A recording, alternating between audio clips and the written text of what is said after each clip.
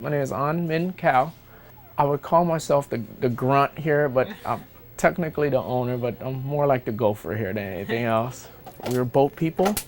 My parents originally left Vietnam, and the original idea was that my dad and I were the ones that were supposed to go, because that's what we had money for. We knew that there was gonna be a lot of Vietnamese people in Santa Ana, and that was kind of like our original endpoint, but we managed just to kind of set roots here in San Diego and managed just to stay here ever since. My dad's regular job was a welder at NASCO. That was his full-time day job. He took on some part-time work as well, just to save some money. And one of his part-time work was to sweep the State Theater. My sister and I, at the time, I believe I was 5. I would have been 5 at the time. My sister would be 4 at the time.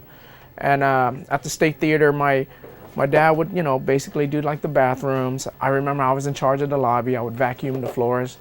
My sister and my mom would be in the theater room picking up trash in between the aisles and things like that. And we did that for several years. During that time, the movie theater was under Chinese management. I remember it did a lot of kung fu movies. And I think it was just the only big difference was that it showed a lot of Chinese and kung fu flicks versus just mainstream movies. The State Theater was one of the first Asian businesses on the street here. Back then there wasn't a lot of established Asian businesses in this area. A lot of people who would have ended up in Orange County somehow managed to stay here in San Diego. We wouldn't have been able to make it if it was just the Vietnamese community. I think we were very lucky in that we located in an area where there was a lot of immigrants. I think we were able to stay in business for as long as we have because there was a big Laotian population, there was a big Cambodian population, in addition to the established Chinese that were already here, and then the growing Vietnamese population that was here.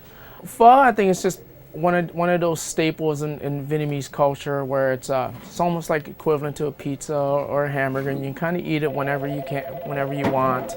It's relatively cheap. It's definitely like a workman's food. You come in, you get a bowl of pho, and then you go about your day. The original recipe belongs to the man who opened it in Santa Ana. When my dad worked for him during that year and a half, he then learned the recipe, and a lot of the other Pho Hoa owners have learned it from him as well. And then from there, you'll see that you'll come across Pho Hoas in almost every state now, or any major city, you'll see a Pho Hoa. With all of the established business kind of building itself up in the early 80s and then coming into the 90s, I believe in the 90s there was almost like a second wave of Vietnamese immigrants at that time. A lot of the men who were in prison were then allowed to come to the States at that point, and it kind of gave the community a second boost in terms of like this whole new wave of immigrants coming in, and that kind of helped sustain us, because over the years I think a lot of folks who were able to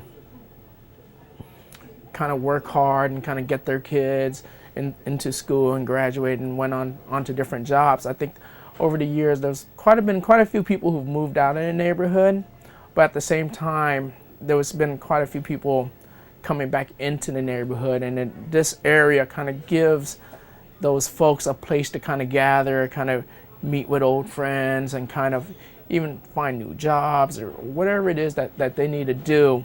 The community is already here to kind of help them do that. I think designating El Cajon Boulevard as a Saigon district it's a great idea. It's a place obviously for Vietnamese people to gather, but much more than that, I think it kind of shows that the community itself is growing. And what's the secret to your pho? That's all we do. It is all that we do. It takes a long time to do it right.